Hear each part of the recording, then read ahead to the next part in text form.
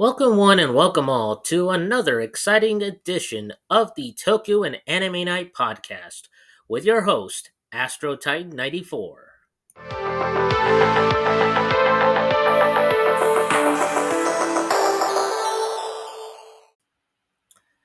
So, tonight's topic, we will continue on with the Digimon arc. Um, Today we will be talking about the Myotismon arc. Probably one of the best arcs of the first adventure, and I'll explain for good reason.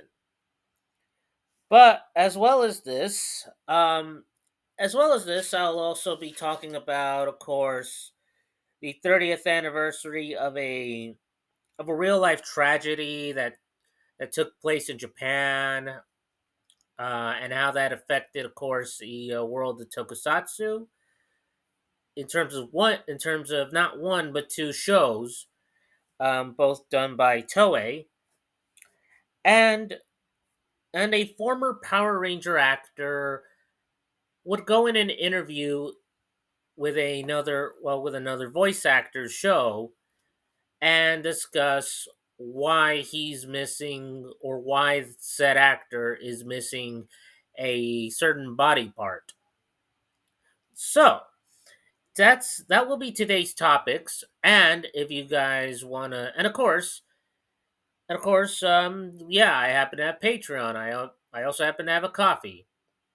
Patreon, of course, there's the three tiers: $1, $5, and $10 tiers. If you wish to contribute to one of those three tiers, it's just mostly going to be the same benefits. But sooner or later, I will start to add benefits to those to the Patreons. In addition to, and of course, in addition to it, though, um, coffee, $3 tier. You could help me out accomplish goals that I want to do in other projects and other stuff. So, if you wish to contribute to Patreon and coffee, it will be at Astro Titan 94, and whether you want to do it right now or later on, it will be at Astro Titan 94. And with that being said, let's go on and talk about today's topics. Okay, so previously on the podcast, I was talking about, of course, the Digimon Crest arc, and of course how Tai and Agumon were able to defeat none other than the dangerous villain Edamon, and of course he would somehow get sucked into the digital world, or not digital world, excuse me. Somehow he and Agumon would get sucked into the real world following their victory over Edamon. Of course, we see Kari. She actually talks about, "Hey, I think I've seen this Digimon before," and of course, somehow it's like Kari is somewhat aware of what's going on. In terms of this creature. So now we will continue to talk about today's arc, the what came after it, and that will be the Myotismon Arc. Now, of course, when Tai and Agumon returned back to the real world, or returned back to the digital world, excuse me, from the real world, here was what would happen is that Tai and Agumon really needed to find their friends, but but their friends have been scattered around everywhere. Um, Reason is because they were trying to find Tai, but of course they wanted to. But of course they wanted to at least try to find Tai, or better yet, they want to try to find a means to find Tai by simply dividing dividing the group into going back to just their in order, or almost akin to the Devimon arc, where all of the seven children got separated from one another, but their Digimon conveniently was still there. This time around, there is no Devimon, but there is a specific Digimon that nonetheless tries to cause a rift between the kids and their Digimon, and as well as other children, and as well as the other kids. Once the once the once they start, once the children start to reunite with one another, and this guy is known as Devimon. Um, in Japan, he is called Pico Devimon, but here in the U.S., we call him Devimon. Um, Demi being well, I don't know what the demi means, but I think it does. I guess it's like sort of like small. So he's basic. So basically, he's like Devimon, but a small inferior mode. But Demi Devimon doesn't know. But Demi Devimon is actually a whole different character from the original Devimon. In fact, the original Devimon does. In fact, neither him, the original Devimon, or the Demi variant, or the Demi Devimon, neither of them are basically neither of them are the same character. Different. They're two different unique. They're two different unique characters. Excuse me. Holy shit! I am botching up today. But in the Digivolution table, um, Demi Devimon does digivolve into a Devimon.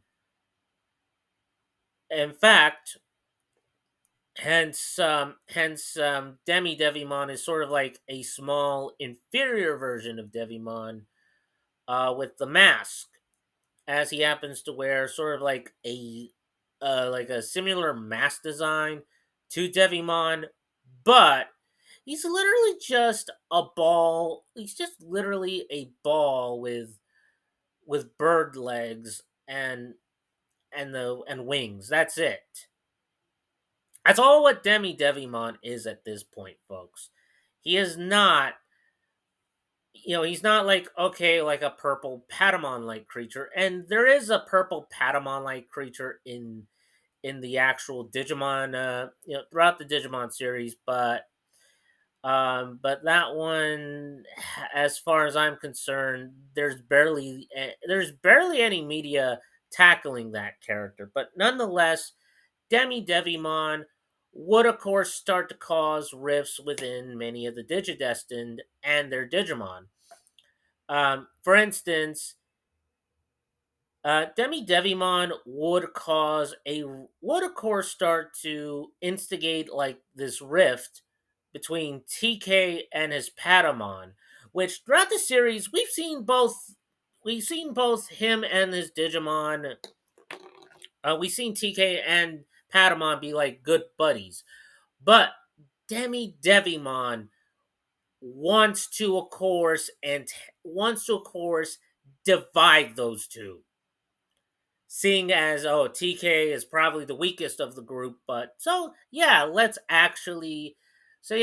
you know what? I'm actually going to cause a rift between the two. I'm going to cause a rift between the kid and his Digimon. Um and of course, eventually, TK and Patamon would of course catch on to, of course, the Demi Devimon's antics, and of course, and even as far as catching on to Demi Devimon, of course, commenting on, uh, uh, his comments in regards to Matt, TK's brother. So yeah, and of course, those comments being that, Matt said that he doesn't want to see TK, so it's like, yeah. and he doesn't love him anymore. Yeah, all big fat lies, by the way. So yeah, and yeah, TK at first believed the lie, but then once Tai, Agumon, and Patamon smelled what bullshit Demi Devimon was cooking, well, TK was like, you know what, man? I'm gonna fucking kill you for that. And so, well, and while, yeah, and of course, well, him and Patamon had been reunited, but of course, but, without question, Devi, without question, Demi Devimon, you would think he's the main villain throughout the introduction, but we see later on that, technically, that's not the case, as there happens to be a new villain in town, one that's one that's far not one that's more scary than Devimon himself, and like so evil, so cruel, it's so ruthless that he would make Devimon that he makes Devimon look like let's see, he actually makes Devimon look like an amateur by contrast. So yeah, and thus the name of the villain is also the one I'm referring to in terms of his own arc, Myotismon, or as he's called in Japan, Vandamon. He's basically a vampire. He's an ultimate form, an ultimate Digimon who's literally a frickin' vampire. And of course, he wants to defeat the Digidestined. And and of course, he also wants to and he doesn't just want to conquer the digital world. He wants to go and conquer their world, the human world, the real world. And of course, Demi Devimon is one of many of his subordinates, because the other one we see is a happens to be not happens to look like a cute little innocent cute kitty. Oh my god, I just want to pet that cute kitty. And yeah, and no, I don't have no, I don't have cats inside my house. I wish I had one, but I can't, under due to, of course, due to house rules. Um but but but when it comes down to a specific Digimon that Myotismon happens to have, um that would be none other than Gatomon, or as she was called in Japan, Tailmon. Um, I like to call her Gatomon personally because I grew up with the dub. I mean, I did started calling her Tailmon when I started to see the reboot of the first adventure, the 2020 reboot that is. And I'll talk about the reboot at some point, but yeah, Gatomon happens to be Myotismon's other subordinate, but one that's a lot more tougher and faster and smarter than Demi Devimon would ever have been. And but at the same time though, Gatomon is also Myotismon's slave, like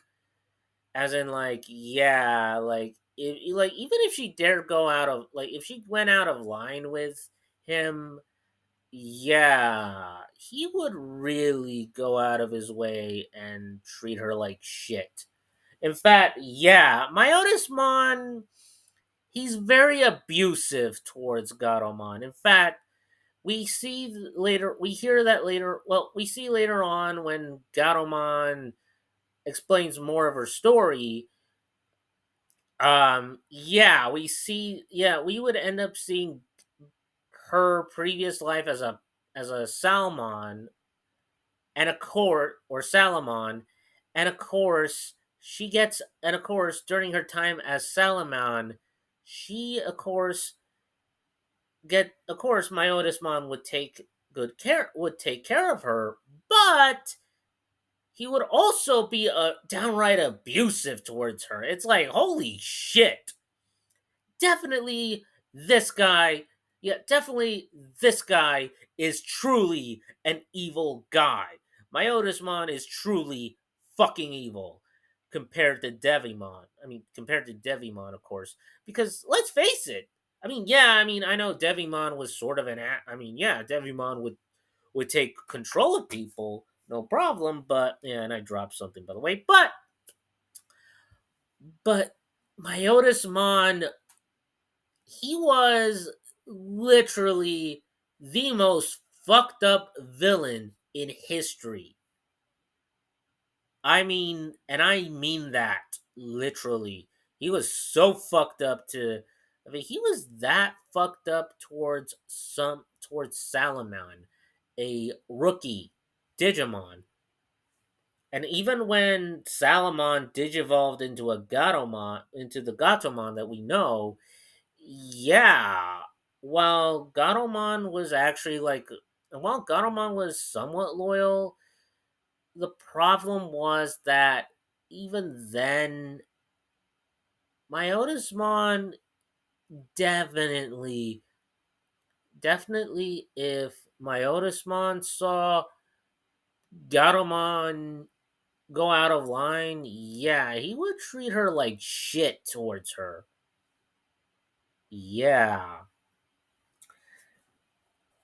Yeah, and definitely, yeah, but nonetheless, though, both Gatomon and Demi Devimon, their job is to, of course, make sure that none of the seven children and their Digimon cannot can reunite with one another, nor, and of course, they also want to find and of course, they have to, and of course, Myotismon's modus operandi is to find the eighth child and destroy this said eighth child, so there would be no resistance whatsoever. And of course, what would happen is that, well, Myotismon's first plan fails because eventually the children do reunite with one another and their numbers grow stronger.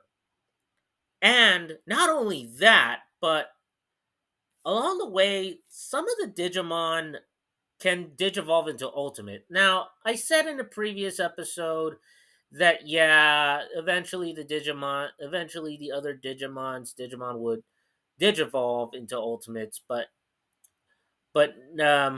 yeah, not yet for many. In fact, Tai and Agumon were the only two that had the Ultimate, but by the time later on in the later Digivolutions, or in the later episodes, yeah, they would eventually digivolve into Ultimate. Um, Garurumon, for instance, Matt's Digimon, would turn into Were Garurumon. Um, Garurumon happens to be like a wolf-like Digimon, but Were Garurumon, he happens to be a werewolf-like Digimon. So yeah, so even with the Digivolve, with the well, okay, excuse me, fuck. Okay, so even with the ultimate forms of later Digimon, or of the Digimon, excuse me, of our children, the problem was that Myotismon was still a powerful guy. Like even if they had the ultimate power, they had yet to learn how to use it and to defeat this guy. And it really, really showed because Myotismon was still an intimidating threat. But by then, Myotismon needed to find, of course, would find a means to, of course, head out to the real world and find the eighth child and eliminate the eighth child once and for all. Even if the seven children are gonna still follow him, even then, getting rid of the eighth child was not the bad idea. And oh, by the way, Jedi informs the kids once all of them have been reunited that yeah, that Myotismon's plan is to go to the real world and of course find the eighth child and eliminate the eighth child, and of course the children would have to go, and of course the children had to go and find this this despot that was definitely terrorizing not only the digital world but also, well, he was terror well, okay, he was also, I mean, technically he wasn't doing as much as terror to the digital world, but he nonetheless nonetheless he still had evil motives, ones that I'll explain in a bit. Even but the ones I did explain already happen to be, of course, keeping the Digidestined disbanded, and of course to make sure none of them ever reunite with one another. But even then, they would, of course, even then they would at least find their way. But even then, the seven children and their Digimon would reunite. They would, of course, head to Myotismon's base. They would figure out how to get back to the real world, and yeah, and then they return to the real world, and and of course everybody else, and of course Todd, and of course much like with everybody else, yeah, oh no, much like with Ty, everybody else, excuse me, all the other children have found out that yeah, it's still August 1st. They have returned to the camp, to the summer camp that they were a part of, but they would, of course, and of course, they would head back to town. But along the way back, the kids would stop at a nearby neighborhood. Um, yeah, and of course, this happened to be a neighborhood where they actually were that believe it or not, they actually knew, like they actually knew where they lived at that one point. Like all of the kids were living at that neighborhood at one point, and well, they kind of more or less know each other from being in that neighborhood. Um, yeah, here in the yeah, in the Saban dub, they call it the Hindview Terrace. Hindview Terrace, excuse me. Like Evergreen Terrace from the Simpsons, but it's Heightened View Terrace. And and of course the reason why they don't, and of course they explain to each other why they don't even live in that neighborhood anymore, and it's because there was an incident that took place at that time, believing it was an act of terrorism that took place, but oh, and by the way, and yeah, and which by the way, this aired in 1990, and by the way, if you compare their universe to the real world, um, we had yet to deal. This was before. I mean, while there was acts of terrorism being committed in the Middle East at the time, it wasn't as well documented, um, or it wasn't as wide known at the time. But nonetheless, um, though, it was at a time when, of course, but of course, so yeah, at this point, nobody knew what happened at that time. with these kids, and of course, and the neighborhood that they used to live. So, but of course, eventually they would return home after going through a crazy, after going through the fact that they would end up losing, until they would, of course, at first split up with well, actually, no. They at first needed to find a means of transportation since, well, they know, well, since, well, they were supposed to, they were supposed to be at home, or at least a safe spot, or at least, or where they, or where they and other students are supposed to be. Which, by the way, they are children in this show, so yeah. Seven children unsupervised. Well, that's kind of gonna, well, it was, yeah, it was a different time, but even by then, but even by those standards, still. After they would get lost, or they would, but after they would get lost, of course, they would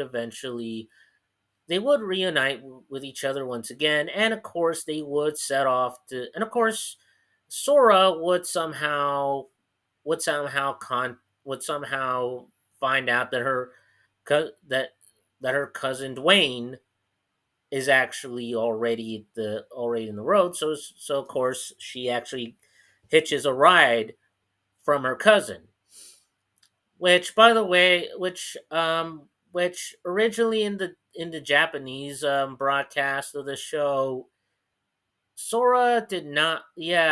Sora did not pick a ride from her cousin.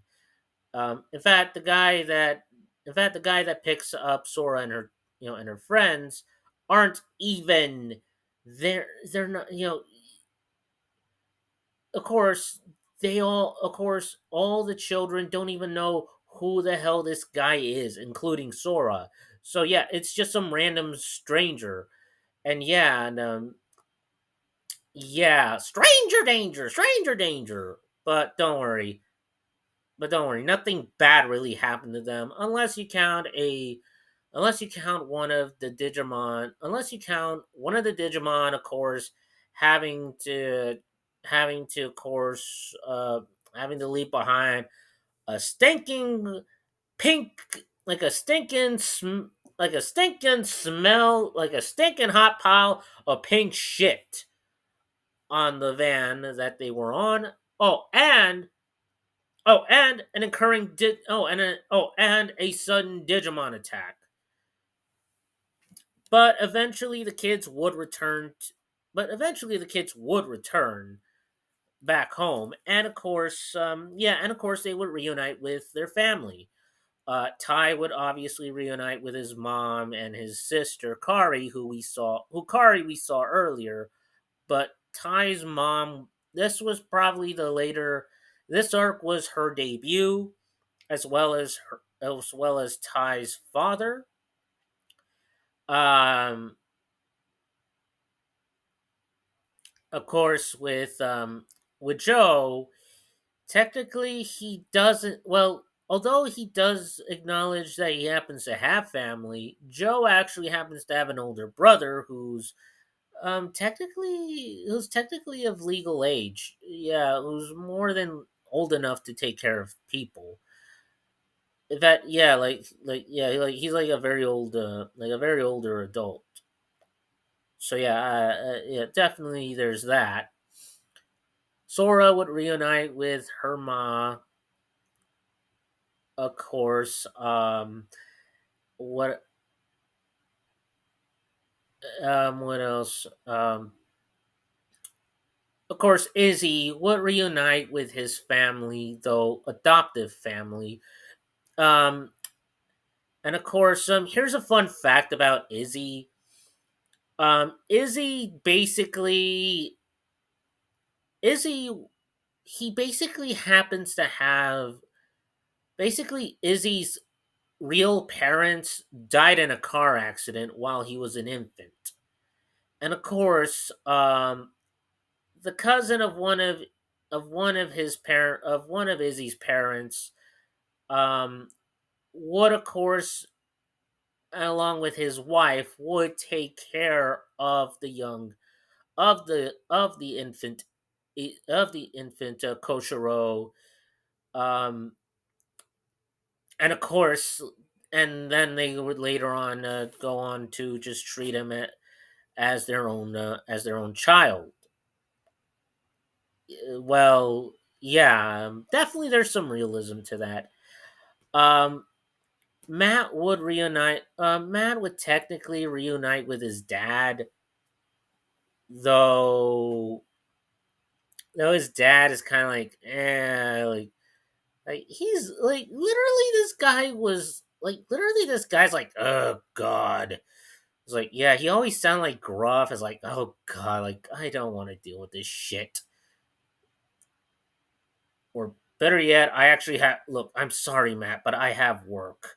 It's like, yeah, and he's a very busy man. In fact, he's actually like somebody that works with media, specifically a news channel. And as for TK, his young brother, he actually reunites with his ma. Um, and by the way, both TK and Matt's parents. Did I mention they were divorced at one point? Yeah. Yeah, definitely a tough one. And yeah, and they don't often talk to one another, which is kind yeah, and of course but and of course and yeah, and of course the two brothers don't often see each other because of their parents' divorce. And well, Matt kind of just leans more on his dad, while TK actually leans more on his mother. So yeah, there's definitely that.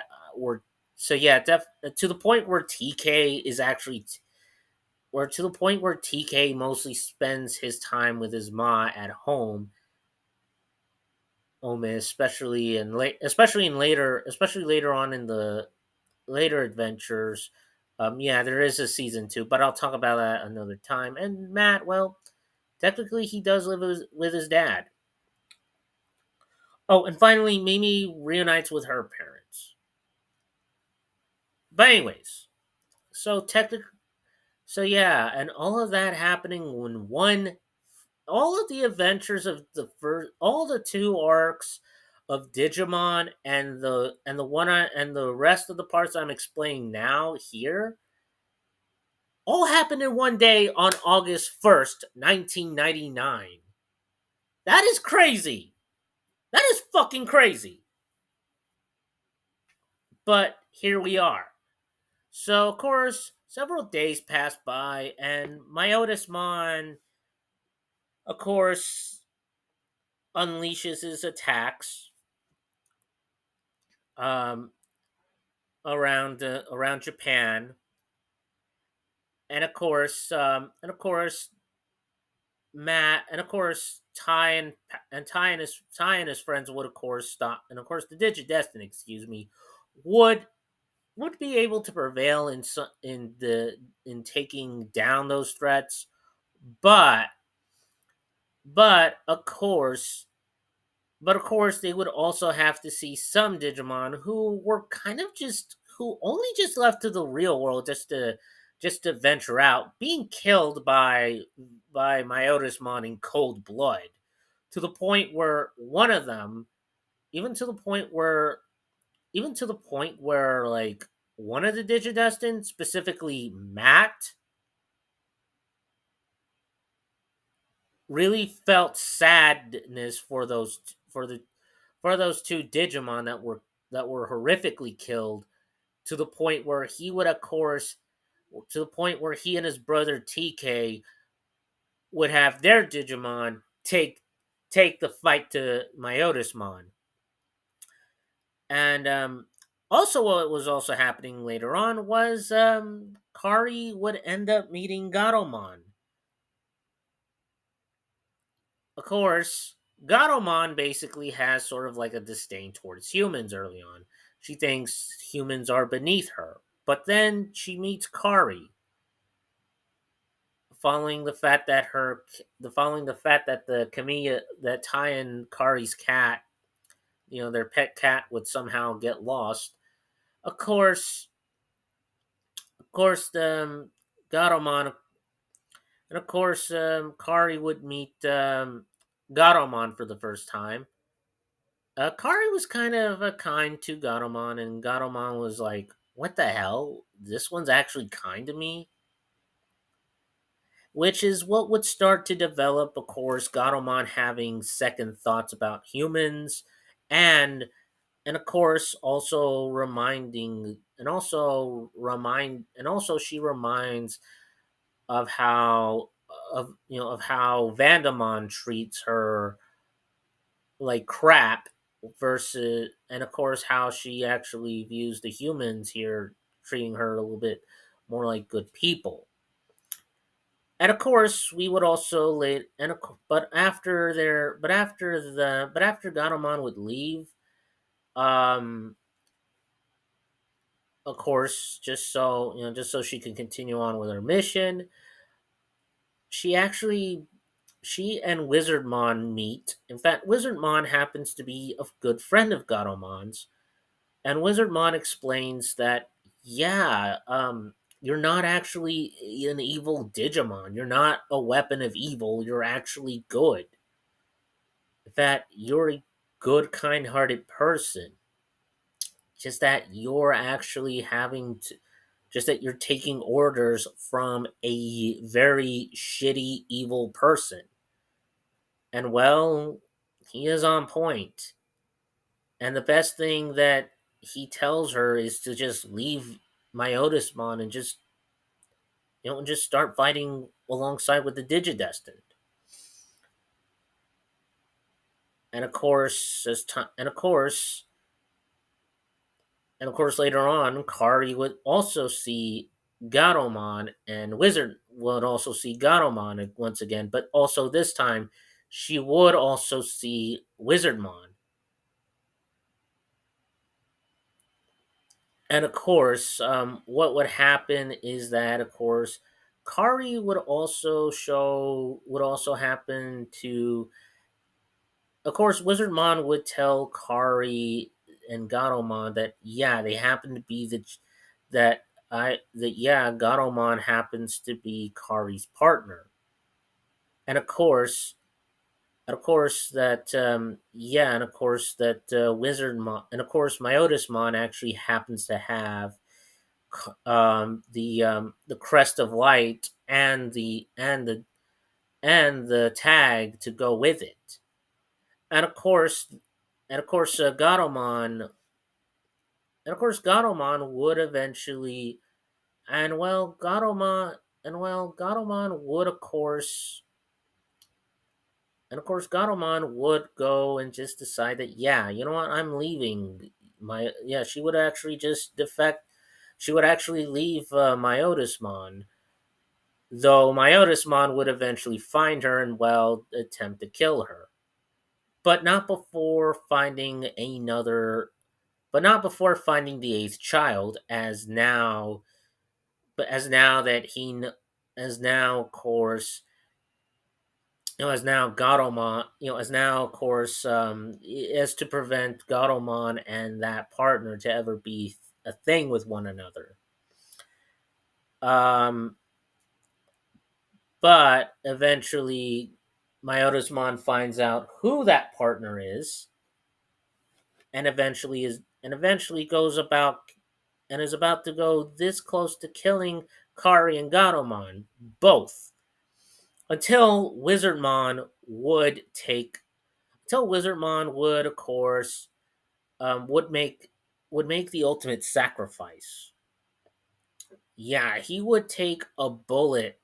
Yeah, he would take a very devastating attack that would have killed Gatomon and Kari, and and while and while of course well of course and of course Wizardmon would end up having the tag, would end up of course having he would end up of course having Kari's tag alongside with alongside with the Crest of Light,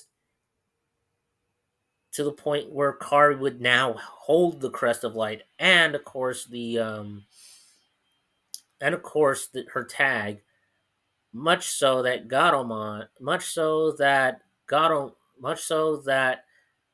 Kari and Gatomon now had to avenge their friend, which led to, of course, and which led to Gatomon with the Crest of Light digivolve into Angelwomon, or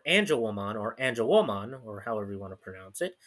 She actually happens to be sort of like a female, like a much more stronger female. Like she happens to, a lot of people, of course, she happens to be like a female.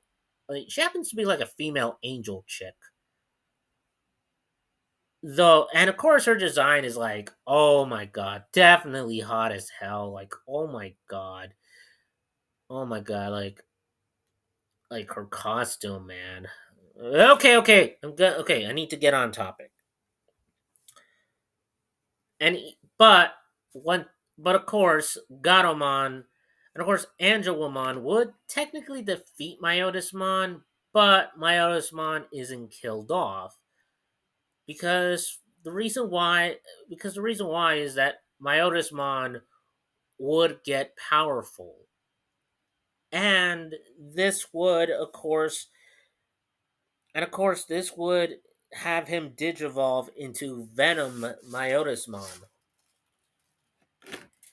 and and of course he would do so by actually going through a series of crazy stuff that would happen, and involving the 666 ordeal.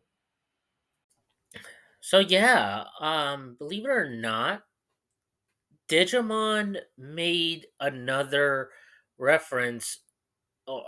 biblical reference. I mean, yeah, we did had the angel versus the devil, but we actually had Myotismon digivolving into Venom Myotismon at 6 p.m. at 6:06 with 6 seconds p.m. 666. Wow. We had a biblical reference there, folks. Yeah, the number of the beast. And of course, it took and literally the Digidestined themselves, they were of course they were almost to the point of losing. And all of Japan and practically Tokyo itself was being wrecked like crazy. But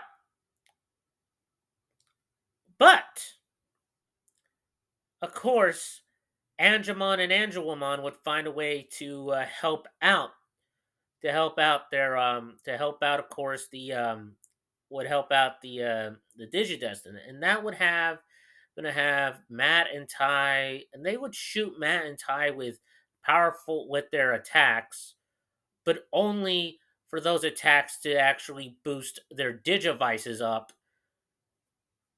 Like the energy would absorb, like the Digivices would absorb the the attacks in question, and of course would have Agumon and Gabumon digivolve even further. At first, the idea was crazy, but they took it because, well, they needed to defeat Venom Myotismon. And so, of course, Agumon warp digivolve to War Greymon, and Gabumon warp digivolve to Metal Garurumon. Yeah, Metal Garurumon and War Greymon. The oh the mega forms of Agumon and Gabumon appeared. And well, let me explain. Um, and yeah, I'm gonna explain a bit about and I'm gonna explain a bit about, of course, War Greymon because I happen to have a War Greymon model kit. He is like a big old, like he's like a big old giant dragon dude with kick-ass sharp claws that I think even Wolverine would be like, "Oh man, I'm not fucking with this guy." And Metal Garurumon, he's like Garurumon if he got metal morphed into a metalized werewolf, or not metalized werewolf, like a metalized wolf that can fly and can shoot frickin' missiles and rockets at anything. Like, holy shit! This wolf, this wolf could actually terrorize enemy enemy air fighters in the sky. They'll be like, oh my god, oh, mayday, mayday, we're being attacked by a fucking wolf with fucking wolf that flies and shoot missiles. That, oh my god, holy shit! It would make all War Machine. Metal Metal Garurumon makes all War Machines look like toys compared to him. And War Greymon, oh my god, this guy you would not even dare pick a fight with because his sharp claws could slay even stronger Digimon than him in a way. Only because, and of course, only because, of course, the claws that he had, or Dramon Slayers as they're called, actually are actually made by a specialized metal known as chrome digizoid, and that specialized metal had came in a bet wouldn't have come at a better time than to defeat Myotismon, and they did. The two mega Digimon would obliterate. They would obliterate Venomiotismon straight to hell, and technically, and it looked like the world was saved. But then, something goes wrong in the digital world, and the kids would actually have to go there. But all eight, including Kari now, who is now a part of the Digim Destined, thanks to having her Digivice and Crest,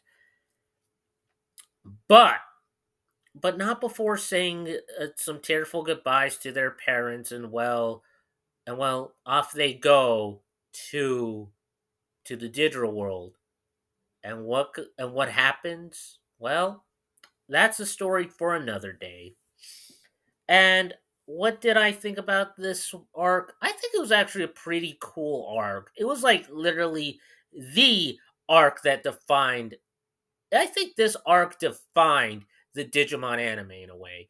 It was like, holy shit, there was chaos, panic, and of course, an eighth, and of course, the introduction of an eighth character being involved. And wow, and Myotismon, man, he was like legitimately a dangerous, like he was a dangerous son of, like the guy was a dangerous son of a bitch, that's for sure. He was ruthless. He was cold blooded. He treated even his own subordinate, even his strongest of generals, like shit. This guy cared not for anyone but himself. He was even more evil than Devamon wish he could have ever have been. And in fact, Devamon is a boy among men compared to Myotismon. And you know what, and while the kids thought they would slay him, yeah, he would eventually return in a later anime, in a later title, but that's a story for another day as well. But for now, unbeknownst to the eight, well, Myotismon has been defeated, but of course, the kids still have to deal with yet another issue, and which, like I said, will be a story for another day. And well, and I think that wraps up. And I guess, well, we have one more arc to talk about. Okay, so yeah, and okay, so the time I'm recording this today is March 19th, 2025.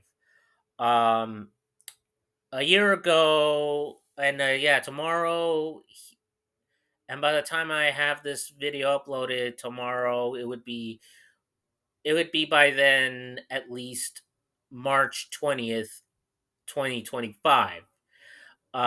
Or at least this episode will be for March 2020. Well, March 20th of this year. Or, but other than that, I do have to mention this date. What happened on that particular date? Well, an unfortunate tragedy would happen, and of course, this one was a very unfortunate thing that happened back in March 20th, 1995. Um, as as of course, what happened was that on March 20th, Tokyo very of course the Tokyo subway systems would deal with or that of course were on the that of course still happen to be operational in modern day Tokyo, in modern day Tokyo's metropolitan lines. um there was a series of attacks that happened at that time, um as several members of a dangerous religious cult group known as the Aum Shinrikyo. um, they would of course unleash a series of biological weapons known as sarin, uh, a biological weapon that had existed since World War II. Yeah, and of course, and the Nazis used this weapon back then. But when it came down to the sarin attacks, uh, it was unleashed onto the various subway trains of Tokyo at the time, um, killing a dozen people while injuring while injuring over thousands of others, um, either from the poison or either from the poison itself or through the chaos, or through of course the other forms of chaos that happened.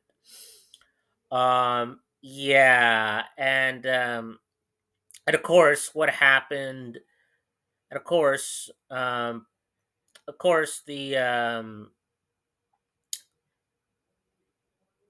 of course what would happen is that these terrorist attacks that took place 30 years ago, um yeah, they were all caused by a dangerous group known as the Aon Shinrikyo, a terrorist organization which happened to be a dangerous religious cultist group that that a lot of its members, of course, that a lot of its members, of course, would be uh, would be arrested. Most of them who were involved in these attacks, and some of them, including their leader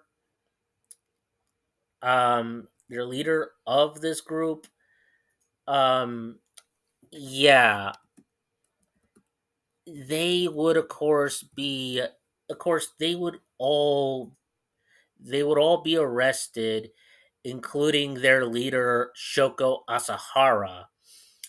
Um, Many of them, of course, were sentenced. Of course, many of them were arrested, and of course, apparently they were also, also without question, they would be executed, as many of them would be given a death sentence.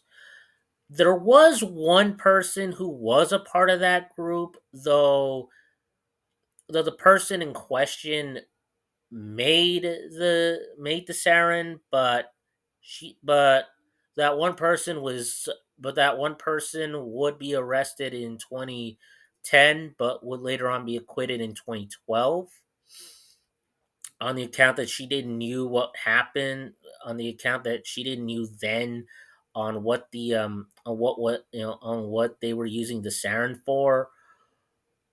But yeah, it is still seen as one of the more tragic events that happened.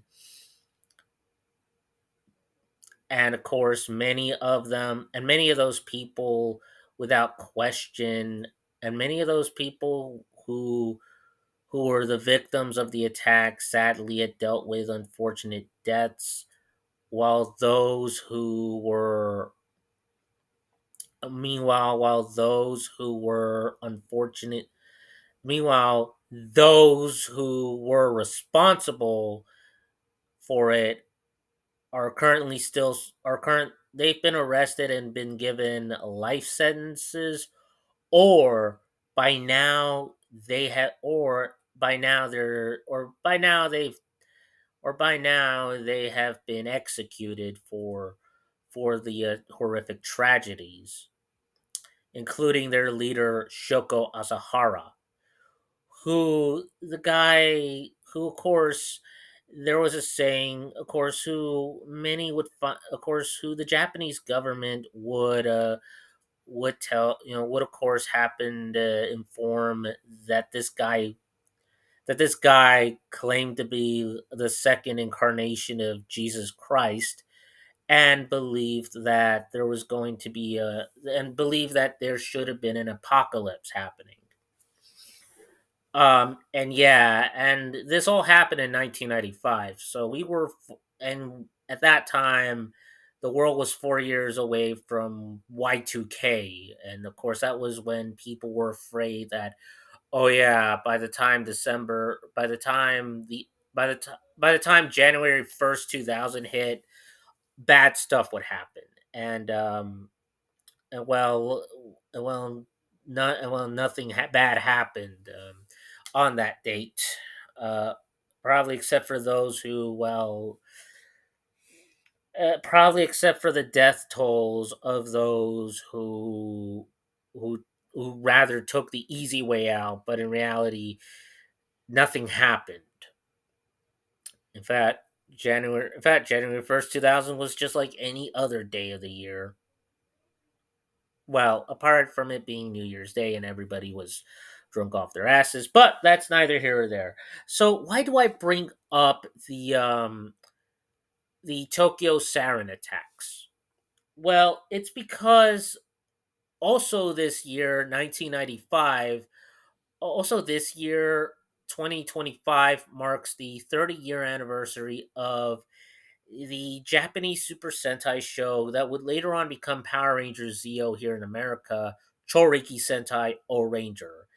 Um, Choriki Sentai O Ranger was a show that had a bit of a dark theme to it, but it was sort of like meant to be like this like serious season that came before that came much like before with 80s and seven and the mid to late 70s Sentai, where oh yeah, it was an evil intergalactic group wants to take over the earth, and in response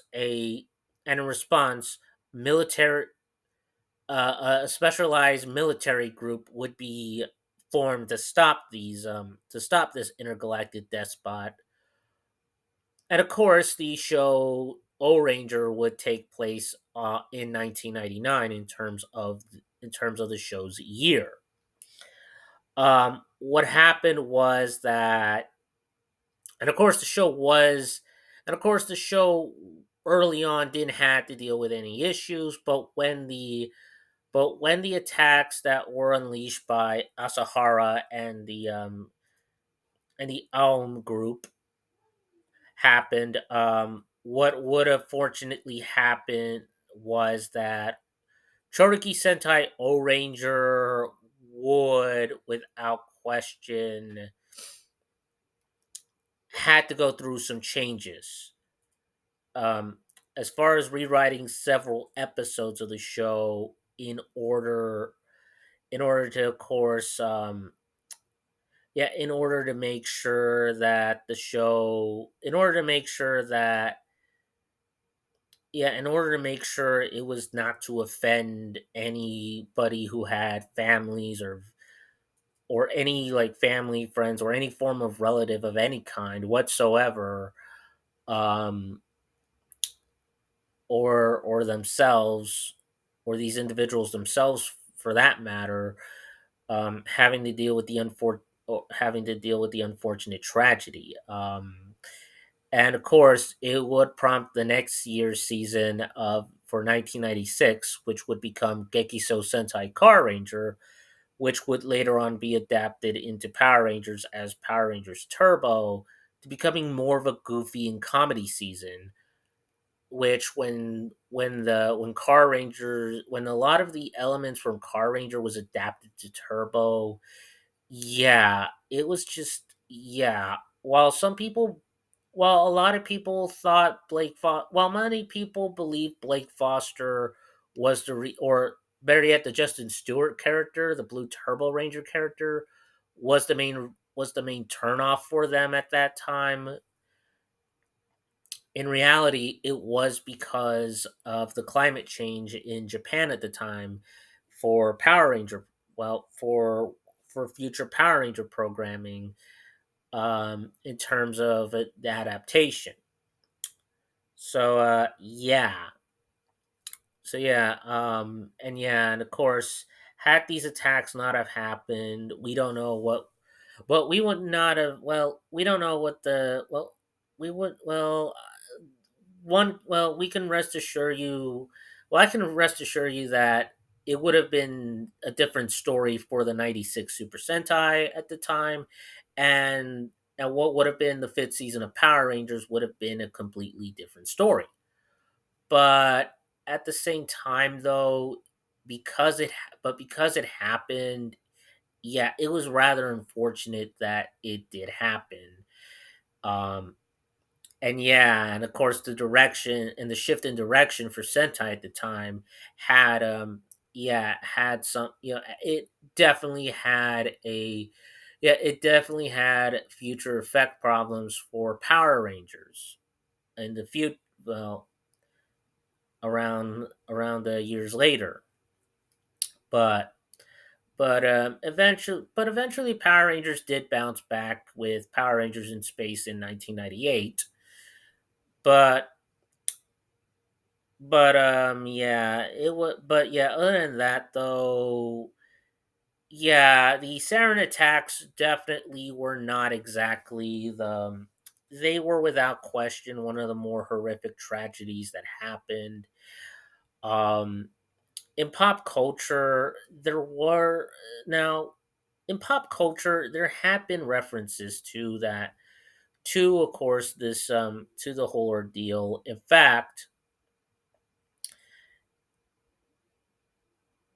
fact, of course,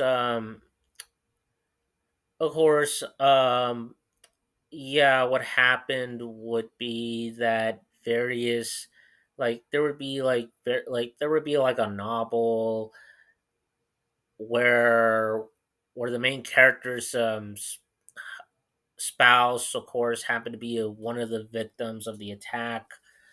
There happens to be like an anime known, of course, there happens to be an anime known as there would also be an anime known as Penguin Drum, or Penguin Drum. I don't know how you pronounce that, but they would make But in one of the episodes, they would reference the attack. And of course, there was also a 95 video game known that would also, of course, known as the story of the Kamikuishi Key Village, which would which was a video game made by Happysoft, um, which was actually a satirical video game that would that of course would satirize the Aum Shinrikyo group and of course their horrific attack. So yeah, definitely this but nonetheless the tragedy was still painful to deal with, and a lot of people unfortunately had suffered from what happened. And as for the cult and as for the sicko and as for the organizations and as for the ones responsible for it, well well I'm glad that at least I'm glad that at least either their asses are rotting in a prison cell for life, or just like with those who live in Japan, they were executed. Yeah, they were executed for the tragedy, and many people, of course, and of course, and of course, many, and of course, the victims who had dealt with it, well, they would be avenged in some capacity. Yeah, but other than that, though, yeah, this tragedy really did change things for Tokusatsu at the time. In terms of how they would handle these shows then. Um, and yeah, and of course, the Aum Shinrikyo group and their leader Asahara, they did had some. Of course, they were sort of like they did have some political power at some point, but because they were known as a very dangerous organization, yeah, definitely not many of these people. Definitely these people should not be considered a political group. They are a danger to society. They were a danger to society then, and they will be. And any dangerous cultist group is still going to be that today. So yeah, um, and yeah, um, and of course, of course, my deepest condolences and sympathies, excuse me, go out to those who had lost their lives and those who were affected by it in some capacity. Um, I wish none of it happened to you guys, unfortunately, but unfortunately, um, unfortunately, these people thought otherwise, yeah, but again, these guys paid a, these guys are paying of course, these guys had paid the price for what they did. And yeah, and their actions should be seen as condemnable. So yeah, definitely, and yeah, and it definitely and definitely pop culture, definitely at the time pop culture, and definitely there was like some pop culture references to it, and as well as that, as well as that, a lot of shows at that time in Japan had to change direction because of the attacks, but of course, yeah, but as I said, it was an unfortunate time. Okay, so I guess I'm gonna move on to some other news.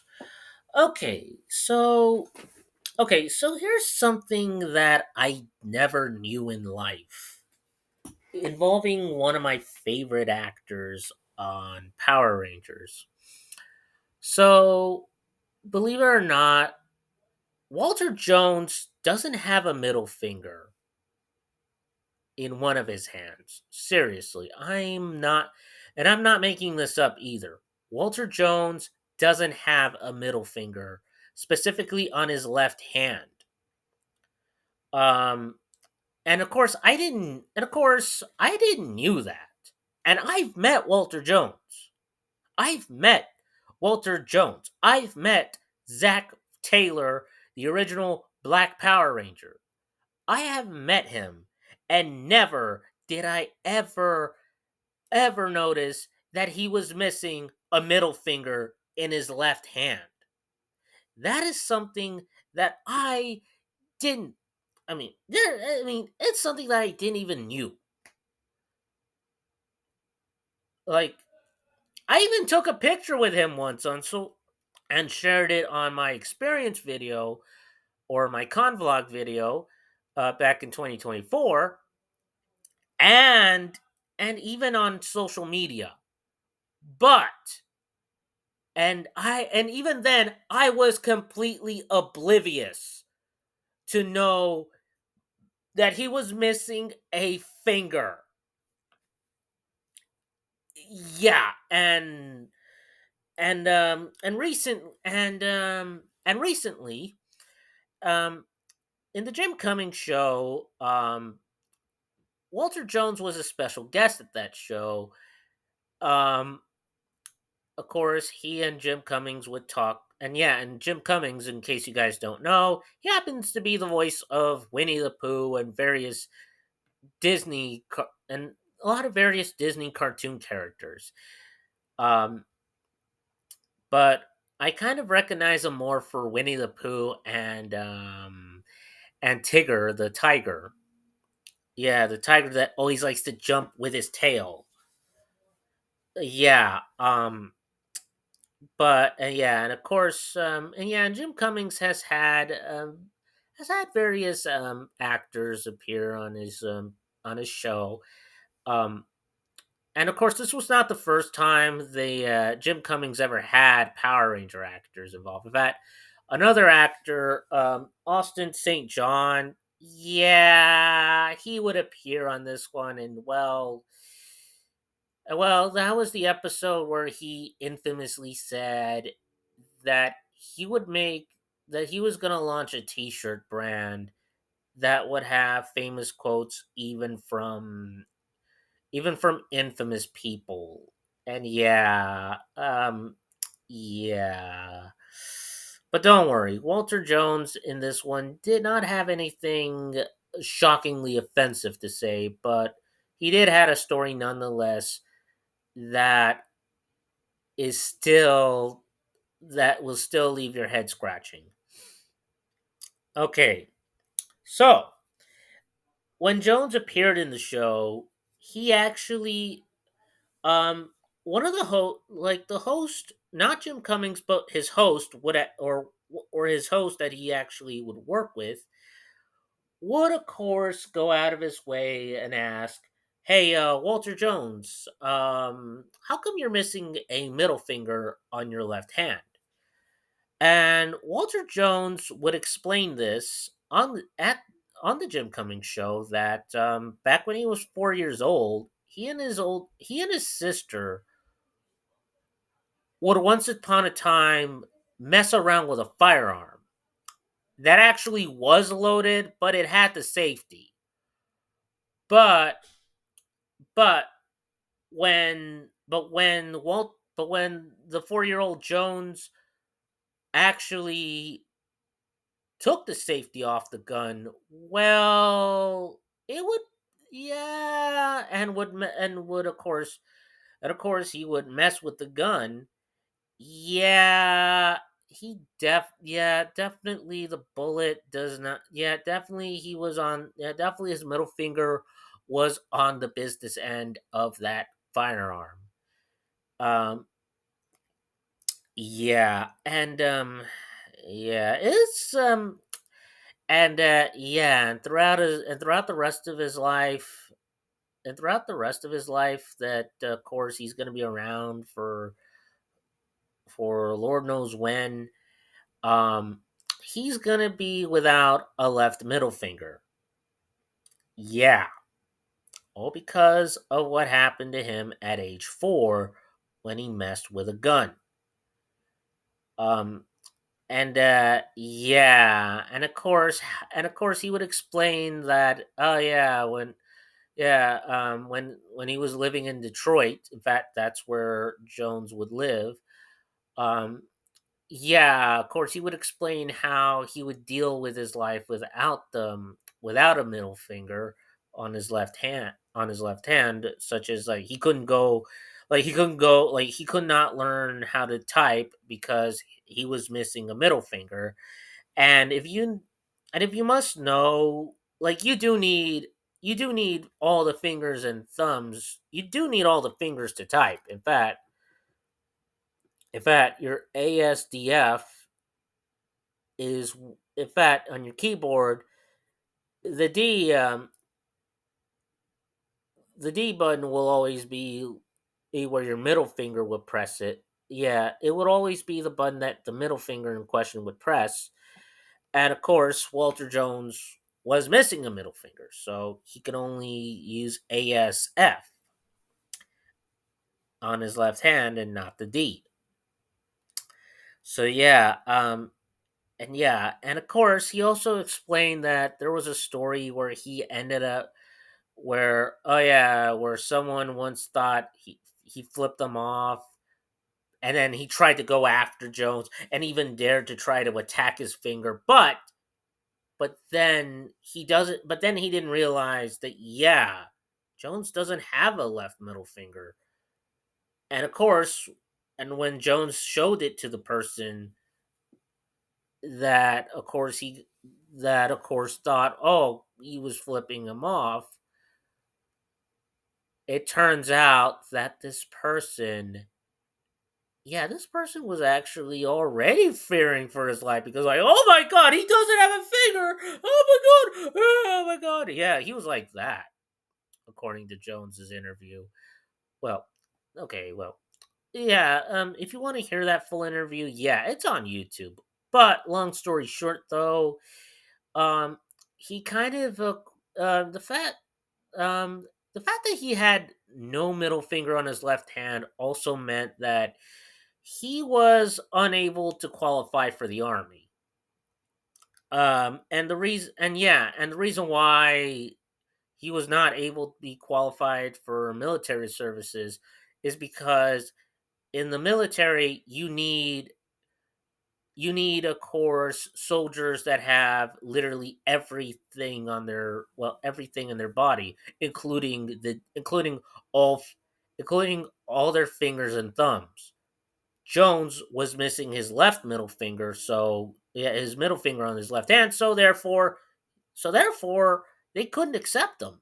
The military could not accept him in that regard. So yeah, I mean, well, at least he dodged that bullet. No disrespect to him, but yeah, no offense or disrespect to him. But all things considered, though, and well, I'm only gonna say this. My opinion on that is, yeah, there's a good reason why. There's a good reason why, if you're gonna be a gun owner, make sure you keep your kids away from guns or firearms, because firearms can't. I mean, and before anybody tells me, oh, you probably hate guns. No, I do not hate guns, but of course, I don't own a gun. I don't own like a real gun. I happen to have family members and as well as friends who own firearms of sorts, be it hunting rifles or your typical Glock, or well or in one of my cousins, or at least in one of my cousins, is a collection of firearms, an AR-15. So Um, and even then, the gun owners that I know, they happen to have children, and even they tend to be very cautious with those weapons, because yeah, children and firearms, yeah, can be very disastrous. And well, Walter Jones, I guess, had to learn that the hard way at age 4. Yeah, it was rather unfortunate, but hey, at least, but and well, but for the most part, at least at least he's alive, and he didn't, and well, he's not, and albeit, he's missing a middle finger, which is really unfortunate. But and again, that's sort of a reminder to everyone out there to please be careful with firearms, especially if you have children, because Lord knows that that bullet can really harm or put an end to your child's life. So yeah, that's why they always have, like, there's always like gun safety PSAs, folks. Follow them. As for Jones, at least I'm glad that I've met him. And yeah, and at least I was glad that I was able to meet him at all, for given the story that he told on the Jim Cummings show. And I'm glad, and I'm sure a lot of you guys are glad that you've met him before too. But yeah, I mean, that's kind of crazy what happened to him. And so I'm gonna be closing tonight's Toku and Anime Night episode off and say this. Um, so yeah, yeah, given how crazy today's world is right now, especially with what's going on, yeah, try to be careful out there, folks, because it's crazy going on. Like, it's crazy right now where things are going, especially with some issues right now. And in fact, whether it be if you're going to like an event or some other thing, just try to be careful out there because it is a hectic, crazy environment out there. And also to drink plenty of water because well, winter has come and gone, and springtime has showed itself. And well, okay, well, it's not going to be as hot as summer right now. It sure as hell will be a lot warmer. And yeah, you definitely need to drink plenty of water, folks, because by the time summertime comes out, the heat will really kill you. And that's if you even work out. That's if you work outside. So yeah, and also, I think hurricane season is already here. So yeah, bear that in mind, folks, because we're gonna be because yeah, if you live like nearby, like parts of the United States where you're nearby close to an ocean or a gulf or wherever, like a very big, like a very very big body of water, like a big ocean or gulf. Yeah, be careful out there, folks, because hurricanes can form from the seas of those places, and well, they become tropical depressions, and then they turn into tropical storms, and then they can become powerful enough to become hurricanes and can cause devastation wherever they go. So yeah, just be aware that hurricane season is, if not, if it hasn't started now, it's already coming up. So yeah. Yeah, and I happen to live in a place where hurricanes are bound to happen in this world. So yeah. And with that, that pretty much covers what I'm about to say here. So yeah. Um, thank you guys for enjoying thank you guys for joining with me in another episode of the Toku and Anime Night podcast. Um, and yeah, and Yeah, which I did cover the Digimon Adventures, the Myotismon Arc, and now and of course I've also talked about other stuff like what happened on